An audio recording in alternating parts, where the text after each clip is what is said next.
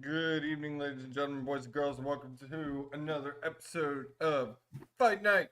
I'm Josie, joined by my co-host, Mr. William H.D. Morgan, if you will, baby. If you will, baby, what's going on, everybody? How y'all doing tonight? It's a little bit of a somber occasion, man. We're going to talk about it more in depth towards the end, but I got to say, the Sting thing hit me. Like, I cried a lot this weekend. Between him retiring and Jason Kelsey retiring, god damn. Yeah. Like, I've shed some tears over some sports this week. I didn't cry over either one, but I get you. They made sorry? that impact. They made that. I didn't talk on it. Hold on. Okay, I didn't cry over either one. But I get it. Can you hear me? Yeah, I'm just turning Okay. it up. But I get it. You know what that is. I understand it. They were Sting was a forerunner, and everything that he did mattered. Kelsey to a certain extent also, but Sting pretty much was. I mean, Kelsey definitely gets the argument for one of the best centers to ever play the game, if not the best. I can't even think of anybody who would even come close to being in that conversation. Like, because before Jason Kelsey, the center was never a talked about position. It's probably one of those only positions that never had a star behind it. Every position in football, D line, O line, wide receivers, like everyone has had a star behind it. I don't feel like there's ever been a star behind the center position until Jason Kelsey, which is funny because he's not your traditional center. No. Damn. But different. That's true. Different topic for different show. But we all know I'm a Kelsey fan, so I had to make that known. But I'm gonna miss Sting too. On the Sting thing, you got to give the man his flowers. 40 years almost in the business. Yeah. Has been with every major company since the 80s. Yep. In the United States. Amen. Held titles in 3 of those 5 companies. Held major singles titles in 3 of those 5 companies. Mm-hmm. Some kind of title in 4 of those 5 companies. He was amazing, and I didn't really see it coming, given his background where he came from as a bodybuilder.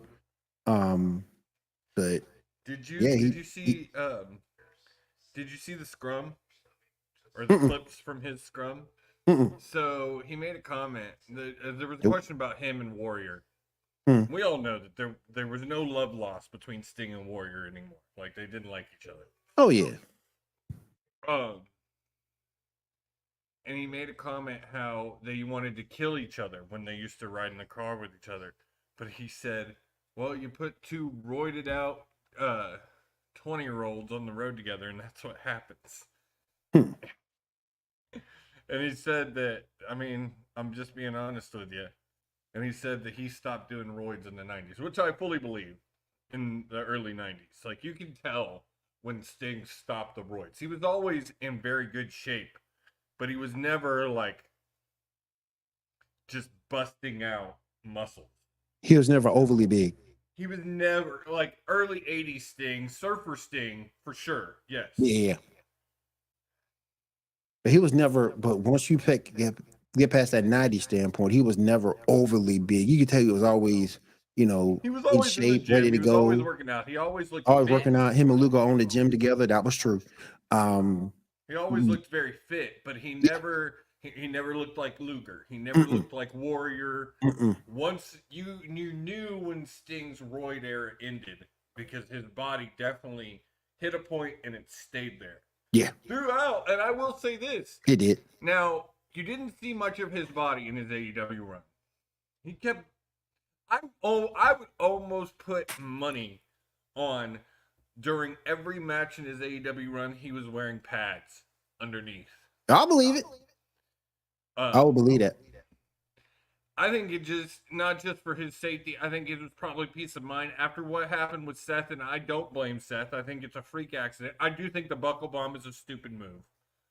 I agree. But I don't think it was necessarily Seth's fault. Yeah. But yeah, I would fully believe that he wore pads this whole time. But Sting was never really the shirt off type of wrestler. He always wore a singlet. But he always had a nice physique. Yeah. But going, am I coming through okay? Huh? Am I coming through okay? Yeah, you're coming through good. Okay. My side's a little quiet. Okay. So, but I did, there was a lot of talk about Sting this weekend. And like, for a lot of people, and I think I kind of missed it because I wasn't really watching then. And I know he wouldn't be on your list, is it?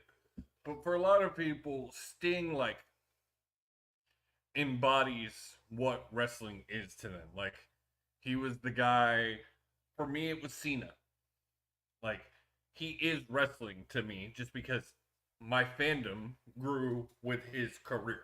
Right. And I think a lot of people had that with Sting, and especially even more so because Sting is so involved in the Monday Night Wars and the time when wrestling was at its biggest ever. I think one thing too, the one thing that I do regret was the fact he got to WWE a bit too late. 100%. And we never got to see. He came out last week before the match and said that in an interview that the whole reason for going to WWE was to get the Taker match. He wanted the Taker match, and they just wouldn't give him the Taker match. And honestly, even at the point when he went to WWE, it was five or 10 years too late for the Taker match. Honestly, But at that time, we hadn't really discovered the cinematic match as much. Because they didn't really get into the cinematic match until the Hardys started doing it. They didn't really master the cinematic match until COVID. And so I think you could have still pulled off a good match before his AEW run. You could have made it happen. I agree. Bully Ray says, "Don't count your wishes. It could still happen in WWE." I don't see Sting as one of those guys. Sting has never before in 3 other companies when he's been given his roses and everything, or in 2 other companies, he's never, when he was left TNA, he never said retirement. Right. When he did his WWE Hall of Fame, he never mentioned retirement. This was the first time that Sting ever said, "This is retirement. This is it. This is my last That's it for him. Sting is not Ric Flair. Sting is not Shawn Michaels. Nope. I do not see these as preludes I do not see this match as a prelude for return. I fully 100% believe Sunday, March 3rd, 2024, he was done. The last time you will see Sting in a ring. He was done. Done, 100%. And then I take that from the man. It is the way he said it. And I think, honestly, people could shit on it. And I know you're not a big fan of them. But I think the Young Bucks and Darby, they sent him out good. It was a great match. It was a fantastic match. There was something. I saw pieces of it. I saw bits and pieces spot was fucking ridiculous. I saw bits and pieces of it. That spot I sent you, the spot. Like, that was insane. Yeah. Irresponsible, but insane. I disagree. But I think it was Darby being Darby. Um, I know there's some fans bitching about getting hit by glass, Mm-hmm. but that's bullshit because I was just at a show and before every show there is a disclaimer on the screen Mm-hmm. that says that you might get hit by stuff, Mm-hmm. especially if you're sitting in one of the first few rows. Mm-hmm. That's one of the fun parts about being in a wrestling show. I just think that, and I get it, you're looking for the excitement, and AEW is in a position right now where Impact is creeping up. So I get why you did what you did. And maybe you let Darby do that because you give your wrestlers more creative control than anywhere else. But to me, I'm looking beyond just that match. I'm looking beyond just that. I'm looking at later on will I be able to function as a man I get that, I with do, a messed up back like but I get that, that. I do, I 100% understand, and I think for some guys, yes, but also Darby's shown that no one's gonna stop him from doing the crazy shit, and also Darby's got one last match next week against Jay White, which we're gonna talk about here in a minute, Mhm. and then he goes to climb Everest, and he said tonight there's nothing assured that he comes back from Everest. This is true. He could die on Everest. This is true. I'm gonna say there's a 20, like, I'm not trying to be morbid or anything, but like I don't know the numbers, but I'm sure there's a percentage chance That something could happen. that he don't come back. So if that was his second to last match and Sting's final match, Right. and again, I don't believe you're gonna talk Darby Allin out of anything. We saw this man in one of his first matches, will remember, do a death coffin drop through a barrel. Remember? I remember. So he's always been doing insane shit. It was still a crazy ass spot, and it had me popped. But yeah, I think between that and Sting coming down from the rafters for his last Dynamite last week, they sent Sting off well. They did. His son's coming in and being Surfer Sting and Wolfpat Sting was amazing.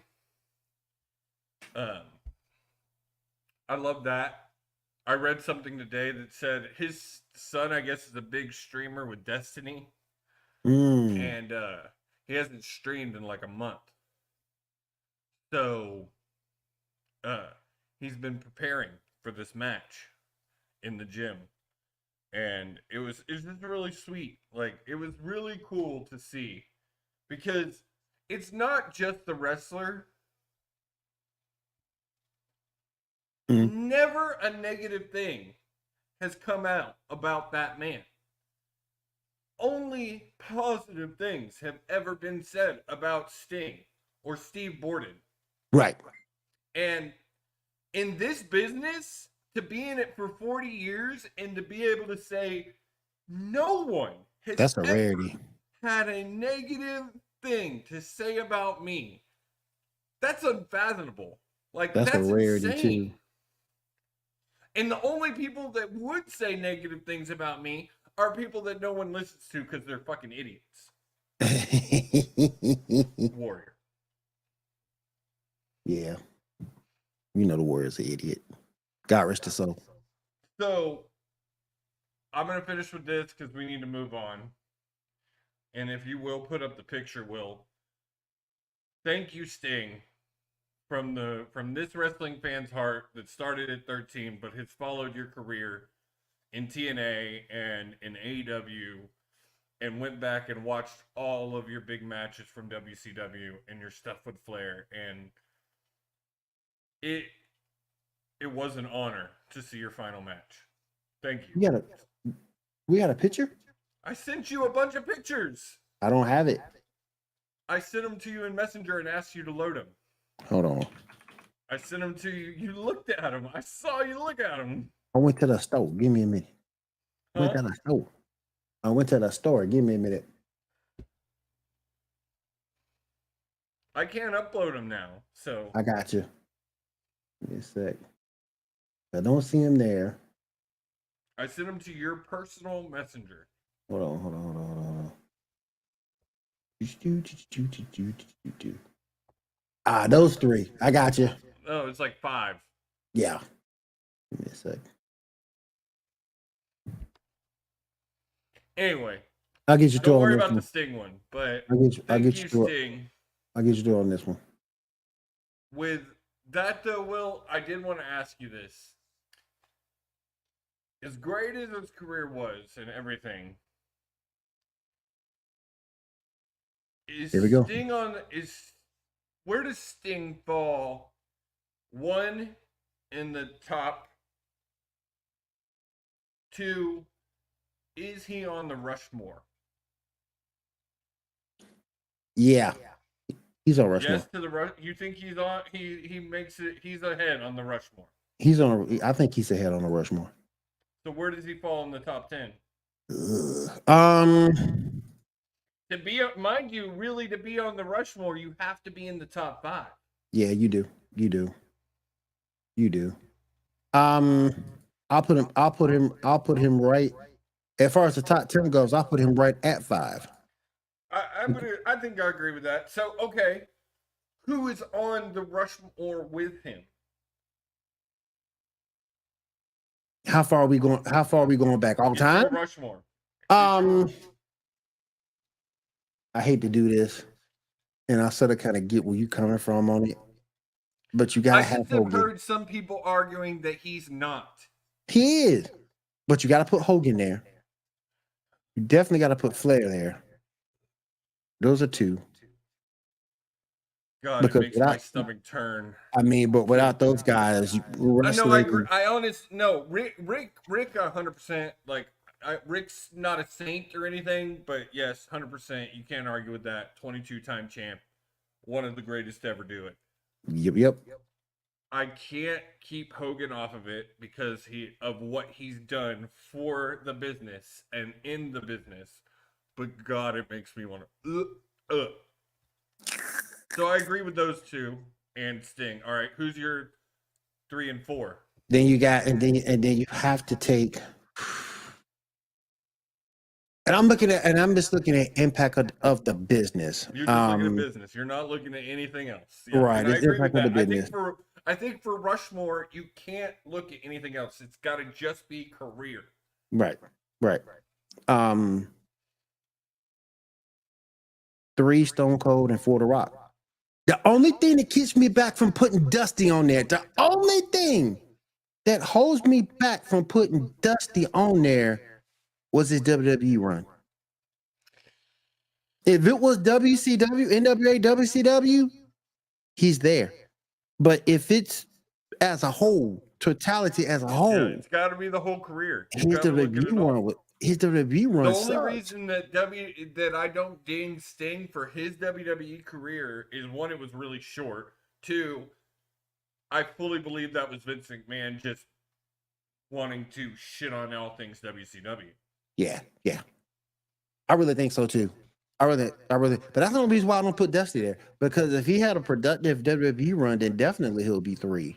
Yeah, I don't know if I could argue with that Rushmore. To me, like, that makes sense. And then past those 5. Past those 5, then I think you're looking at the Hall of Very Good at that point. Yeah, and that's Michaels, Cena. Yep. Does Triple H make the top 10, or is he like 11 or 12? I think he's 11 or 12. Yeah, like I think he's 11 or 12. And career wrestling, in-ring career, and what he's done after his career for the business, like, there's not many more that had done more. But still, like, there's so many others that I feel are better. I mean, you can't forget Booker. You can't forget Brett. Booker and Brett to me I think Booker and Brett to me are also top in the 10 to 15, maybe. Yeah, you can't forget what they did. I mean, some people might argue Brett top Brett might be top 10, so people might argue that. I know people that will argue that. Well, there are people that would argue Brett is top 5. Mm-hmm. And I don't. My issue with Brett, not that Brett couldn't go, but he was a scientific wrestler. He was very And technical. very technical. That's what Stu trained though. But Stu there's was a difference. technical genius. But there's a difference. Brett didn't have the swagger. Brett was of, not let's say, charismatic. He wasn't very charismatic. Let's say, for example, like a Kurt Hennig. God rest his soul. Kurt Hennig. Will, there's a better comparison. Mm. Owen was better than Brett when it came to charisma. Owen when it came to charisma, yeah. If I don't think Owen was as good of a technical wrestler as Brett was with his charisma, Owen would have been to the moon. Oh yeah. Oh yeah. Because I fully believe had Owen lived, he would have been a star at some point. It would have happened. I think so too. He was much better on the mic. He was just so charismatic. Yep. He took a stupid ass gimmick. What was the superhero? The blue. He did the blue blazer. The blue blazer. Stupid ass gimmick. Don't forget, it was in the Nation of Domination for a second. So over. Nation of Domination. So over. But like I say, a lot of people will fight for Brett. Yeah. But like I just think it's not just Brett. There is a handful of people out there that would fight that Michaels is top 5. And don't get me wrong, amazing career, one of the greatest to ever do it. To me, he's in. I wouldn't call the top 5 to 10 the Hall of Very Good. So 1 through 5, the Rushmore. Those are your goats. Those are your legends. Those are guys that will be talked about forever in wrestling. Yep. The next ones are also your just legends. Again, will probably always be talked about.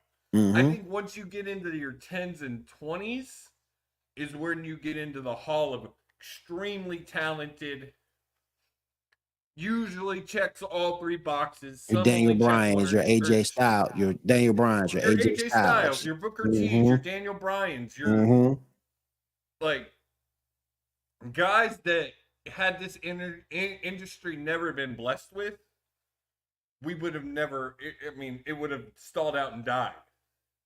I'm gonna bring a name up. It also gets to the fact, Will, and we've discussed this on show before. It's hard to rank wrestlers in a straight up and down. It's hard to do it linearly because it's the list. You got to do it generationally almost. It's like so subjective. Changes. I mean, somebody older changes every decade, if not sooner. I mean, somebody older than us might look at Andre as being a Mount Rushmore guy. I mean, and there's going to be people older than that would look at Bruno as being. It's subjective. It's really subjective. All right, let me ask you this. And he was never, and to my knowledge, he was never a heel. Where do you put Ricky Steamboat? Ricky to me is top 20. It's somewhere in the top 20. Because go back now. It wasn't like his WWE run was trash. No, and I agree with you, and he's got the lineage. Ricky to me was just very bland. Yeah. He was very. Yeah. Ricky did not have a lot of charisma. This is true. Super talented in the ring. This is true. Had a pretty good mic skills, but he wasn't super charismatic. Like when you're fighting against guys like Superfly and Ric Flair and Sting and like just so much charisma. Right. To me, Ricky honestly couldn't carry some of those guys' water. And I know that's rude to a legend, but there's just so many people ahead of Ricky the Steamboat for me. I agree. But I was just asking because, like I say, and I think this is a discussion we need to have a whole show on. Because he was successful everywhere he went. Yeah. Everywhere he went. So, I think this is a discussion we need to have a discussion about the top 50 and see if we could really nail it down. But Be better than moving on. Be better than that PWI top. No, I'm just kidding. I'm talking of all time. Let's see where we could go with it. Let's really piss some people off. Put Bruno Sammartino at like number 49. Man, you want to talk about people coming for our head?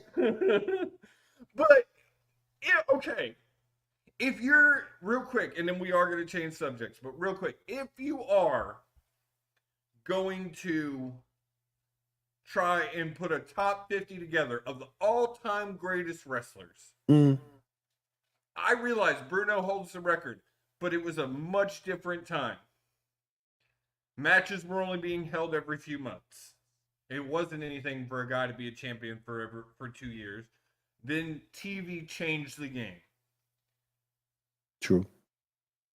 I just don't believe, with all the talent we've seen since then, that Bruno could be anything lower than 40. Do you disagree? Lower than 40? Lower, like, I don't think he could be anything lower than number 40. He's like, right he's at 40. He's got to be 40 or higher to me. He's right at 40.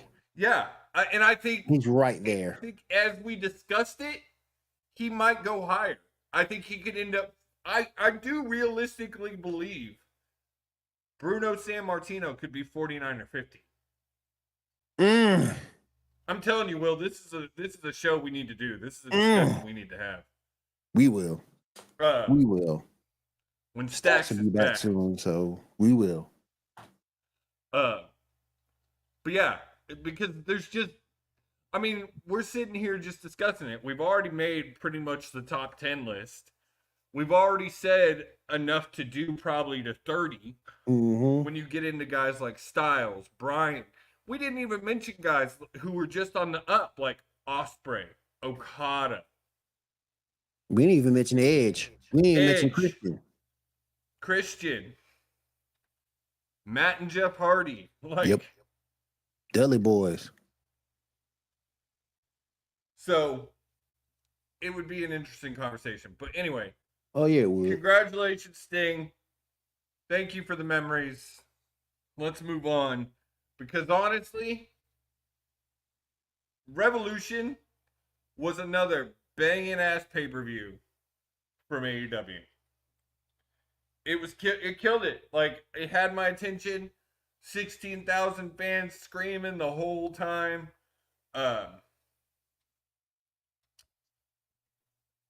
Look at Prince Nana. I just saw a picture of Prince Nana. So, and I got to talk about it, man. Ospreay out the fucking gate with this AEW contract. That Takeshita match could possibly be an argument for like the best match in the last 5 years. It's definitely one of AEW's best matches of all time. Hands down. Those two guys just absolutely killed it. Just put on a clinic. Had everything. Had hard hitting. Had technical. Had high flying. It was just... If you didn't know... And I knew who Ospreay was because of what we do. But I have not watched a lot of his stuff. Right. I've watched what I can. But holy fuck. He, like, when he signed that deal and he was done with New Japan, like, because he also had a match with Fletcher tonight. And he killed it again. Him and Fletcher had a banger. And I'm just, if Ospreay does not have gold around his waist in AEW in 6 months, it's a travesty. Told you it was awesome. I've known he was awesome. But seeing him weekly is going to be a fucking treat, man. Oh, yeah, for sure. It's not just, he's, again, as we talk so much on this show, check him off, Will, because Will Ospreay checks all the boxes. Double checks. He is a killer in the ring, just dynamite in the ring. Amazing on the mic, bruv. Like, just, the moment the man starts talking, you're just all in to everything he has to say. Yep. And he is charismatic out the butthole. Like John Cena, charismatic. And I'm excited for AEW right now because honestly, Swerve is fire. I'm loving it, and he will be the first African American AEW champion soon. Very soon. That'd be awesome to see. Dude, it's gonna happen. It's gonna happen. He is so over. Man is so fucking talented too. So talented. And so yeah. Then the world title match was really good. I was pissed that Swerve didn't win it. The Daniel Bryanson Eddie Kingston match. I saw a little clip afterward. They were in the locker room getting taped up. Yeah. The respect was good. I mean, those two guys, they don't put on a bad match. Like, they're gonna go out there and they're gonna give it their all. Yeah. It looks like your boy Bryan Danielson called out your boy tonight. Bryan Danielson came out at the end of the Fletcher match and stood face to face with Ospreay. Didn't they have a look down or something as the show was closing? Yeah, tonight. Somebody texted me that. So cool. I think that's coming. Okada debuted and joined the Elite. Your boys, the Young Bucks. Damn. Yeah. Damn. Attacked Eddie Kingston. Looks like he's going after the Continental Crown. Which I love that. Kingston versus Okada. Yes, please. I'll take that all day long. Didn't the Young Bucks make an announcement tonight? That was it. Okay, that was it. Okay. It was Okada, and the wording was funny. So in the match the other night, Paige attacked refs twice. So they suspended him indefinitely from the Elite. But there was never a distinction made between the Elite and AEW. And then they fired Kenny Omega from the Elite for not showing up. Even though we all know Kenny can't fly right now because he's got diverticulitis. Yeah. So I heard. I don't know. It's interesting. I do enjoy the fact, and I know you're not a Bucks fan, but them leaning into this hate and this all friends wrestling and all this stuff, it's kind of gold. Like, they're going to be hated. Why not lean into it? Yeah. So. Right. Yeah. What else? From Ollie. So we're coming up on Big Business as we were talking. Can you pull up that picture, Will? Yep. I can. I gotta say, we kind of talked about this. I am super pumped for this goddamn match.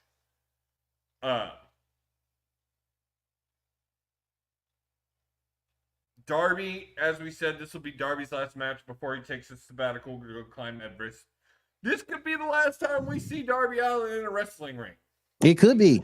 It could be. So, it'll be interesting. And then I'm excited to see Jay White back in the singles. Darby kind of threw a jab at him tonight. You can go ahead and pull this down, Will. Darby kind of threw a jab at him tonight and asked him what he's done in AEW other than hang around with cardboard cutouts.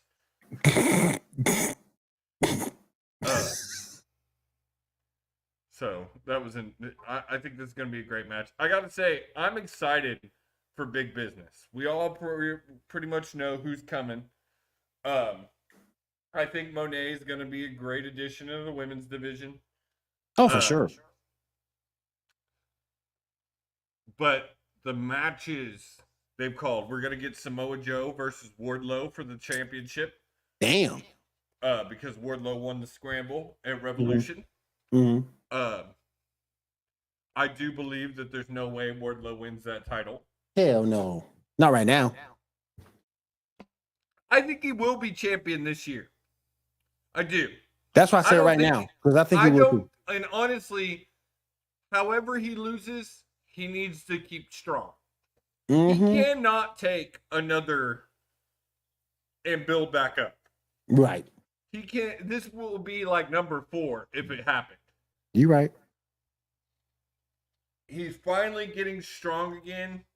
He's finally like kind of building a good. Even though I think he's going to turn on the United Kingdom eventually. Oh, the big news that we didn't talk about: Yeah. Kyle O'Reilly returned at Revolution. Really? Yes, and cleared. 2 years, bro. 2 years. So I'm excited to see Kyle O'Reilly back in a ring. I'll be excited. I will say he still don't look very good. He got some big bags underneath those eyes. He still don't look like full healthy. Right. Supposedly he's cleared.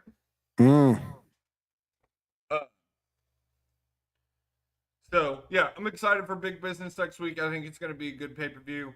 I do feel like AEW is on an uptick as of late. This card tonight was good. That pay-per-view was great. I will say, Will, can you pull up the picture of their new? They debuted a new look tonight for Dynamite. Give me a second. It's the stage. Let me see if I can find it. You go. Ah, there it is. I found it. All right. Go back here. Why does this scream NXT 2.0? Damn. It does. Like, I like it. The writing, I love that they brought the tunnels back. It's the colors. It's just the colors. They are NXT 2.0 colors. Like, what was fucking Khan thinking? I'm copying whatever they did. That's what I'm doing. I'm gonna copy. Well, and I just don't understand that because I feel like that's one thing that you can kind of know that Khan isn't gonna do is copy WWE. Right. I just don't like. Again, I love the new stage. I love that the tunnels are back. I love the new logo. All of it. Don't love that the colors just. The moment I saw it, and I've seen a lot of people say the same thing, it screamed 2.0 to me. Mm-hmm. So, I think that's it when it comes to AEW. You got Okada debuted. You got Monet debuted. I think you're about to see some more big debuts in AEW too. Like Tony at the Scrum was saying that March is going to be like AEW. March 2024 will be like AEW's biggest year ever. And like we were talking last week, Will, you still supposedly got Sheamus out there as a free agent. I'm shocked that they can't really afford it, but I'm shocked Impact hadn't done anything. I don't see it. With the direction that Impact's going, I don't see them. They cannot show. There's no way they have the money. They don't have Sheamus money. Yeah, that's what I was saying. They didn't really have to move. I don't believe. I know that they supposedly were willing to shell out a lot of money for CM Punk, but especially now without Scott there, I don't believe they would see the value in Sheamus to offer him that kind of money. Right. So, be interested to see what happens with Sheamus. All right, turning to WWE for real quick. Will, you got those 2 pictures of the Hall of Fame that we've been announced so far. So the first. Congrats to her, by the way. Huh? Congrats to her, by the way. So, Will, it's a long time I know nothing about her, so I'm going to let you take this one. It's a long time coming for Bull Nakano. Excellent performer back then when women weren't really elevated to the status that they are now. She fought for the world title. She I was think the her, WWE Women's if I Champion at one point. remember correctly, and this has been a little bit, I believe her and Alondra Blaze met up a few times. But I love the yeah. hair. I love But the she, hair, man. but she was awesome. She was awesome, and it's very well She deserved for her reminds to be there. me. Is this where Awesome Kong kind of got the vibe? You could make the case that Bull paved the way for women like that. Paved the way for Khan, paved the way for Jessica Havoc, paved the way for those bigger women. Piper Nevin, for example. Who is Um, that? Who is that? She's a bigger female wrestler. I think she's wrestled in AEW a couple of times. She's Japanese. She's older. She reminds me of this girl. I can't think of her name. mm. Yeah, it's not gonna come to me. Emi Sakura.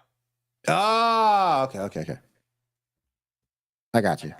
But yeah, this But one she's surprised awesome. me. In this right here, in the next one, you can go and pull up the next picture, Will. Yep. This to me screams Triple H is picking the Hall of Fame inductees for the first time. I want to know how H convinced Heyman, because, Will, I think we've discussed this before.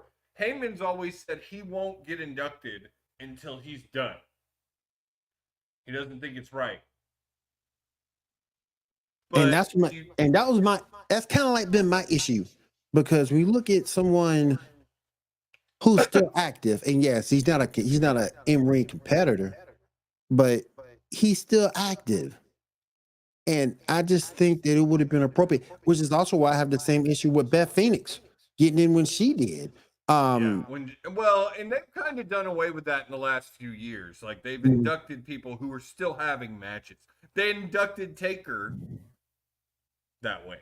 So Yeah, but you knew Taker was you knew for all intents and purposes Taker was done. You knew that already. yeah, we knew that the AJ match was his last match. Mm-hmm. But this is my thing. This is why I think Paul probably said yes. It's in Philly. That's his home. When's the next time that Mania will be in Philly? And I mean, it could be 10 years. This is the perfect place to induct Paul. Yep. Here's the thing, though. The obvious choice to induct Heyman probably shouldn't induct Heyman. I think I know where you're going. Brock Lesnar. Mm-hmm. 3 months ago, obvious choice. No argument, had to have been Brock. Their careers have been so intertwined. Honestly, there's an argument for 3 or 4 people to be the inductees of Paul. Just CM because Punk can do it. Dreamer, Punk, Ooh. Lesnar, RVD if he could stay sober enough. Damn. Bully. I mean, the list goes on and on. Don't do RVD like that. Hey, I love me some RVD, but he needs to stay off a microphone. So. Oh my god. But I've heard that it could possibly still happen and we see Lesnar inducted. So I heard Lesnar is prepared to admit guilt in his involvement in that. So to induct him. Hell, man, not me. Hell, no, I'm like Barry Bonds. Hit a home run. Doop. Did you do steroids? I plead the fifth. Brock Lesnar, I did not pee on that woman. Did not pee on that woman. I did not. I did not do it, sir. I did not do it.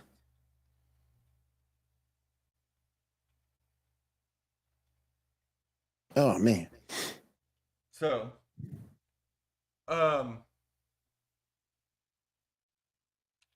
yeah. So you think we're gonna get it? We've gotten 2 inductee announcements back to back. They announced Heyman yesterday, and then they announced Bull the next day. Well, no, they announced Heyman Monday, and then they announced Bull Wednesday. So Um, so do you think Friday we get another announcement? And Yeah, I just if don't. we do, It's not done because we all know what the Hall of Fame is. The Hall of Fame is nothing but a show. it is now. But if there's something that I could see Triple H doing, is trying to legitimize it, and with an induction like Bull, and then inducting, um, oh shit, Jushin last year, Jushin Thunder Liger, baby. you are trying to give it some legitimacy. So under that, let's say two more people, a four member. Who are the two that you think go in this year? Who deserves Two more? two more? Oh, And mind you, if you go by usual, you already have your woman, you already have your headliner. So you got a mid Carter, and I'll give you three because I'll let you do a tag team. So three more wrestlers, two more spots. would you do Dudley Boys and the Miz?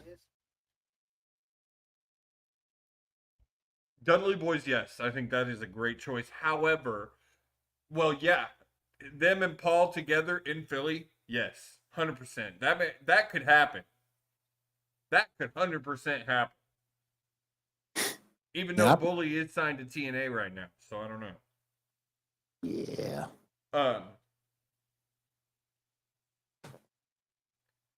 Who's your mid card?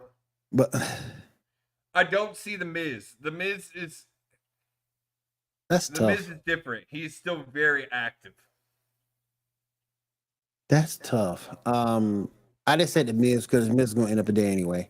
Oh, 100%. 100%. Yeah. But if you're gonna pick someone who's still active, Ron Killing's Truth, baby. True. Oh, true. Yeah. Yeah. This is true. To me, again, I can't say a lot about Bull because I don't know her career. But with Heyman, Truth, and the Dudleys, that's one of the best Hall of Fames we've seen in probably 20 years. Like, that's a legitimate, valid wrestling Hall of Fame induction right there. Mm-hmm. And the thing about it too, is the fact that I think they'll get over Bully being in TNA because they seem to have somewhat of a relationship. Yeah. So yeah, I think they'll get over that fact. But how much of that relationship was because of D'Amore? Yeah. I totally agree. And it's a damn shame. There's so many guys, particularly mid card wise, I would want to put there.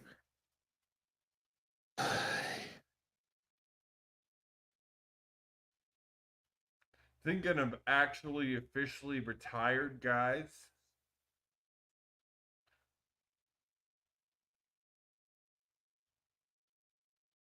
It's going to be Bray. What are we thinking? It's going to be Bray. That's a good one. He wasn't inducted already, right? They haven't had a Mania since. I don't think he's in. I think you've got to be. I think you've got to induct him this year. You have to. Yeah. It's too fresh in our mind. Truly, what you should do, the right thing to do, just induct the Wyatt family right now. You could do that. Induct them as a faction because that inducts Bray, that inducts Brody. Mm-hmm. And then, yeah, Redbeard gets in on the technicality, but that's what happens when you're part of one of the greatest factions in WWE. Shoot, what happened to X-Pac? Yeah, I mean, if X-Pac gets to be in, Redbeard definitely deserves to be in. Happened to X-Pac. So. You need to hurry up my doggone food. Your boy hungry. I think that's all I got tonight, Will. All right. Well, if there's nothing else, I want to say thank you for everybody being out here, listen to us ramble and discuss everything that goes down in the world of professional wrestling. Hopefully, we'll have Stacks back next week to get us caught up on AEW, WWE, Impact, and everything else going around the world of professional wrestling. Oh, and I did not play something tonight.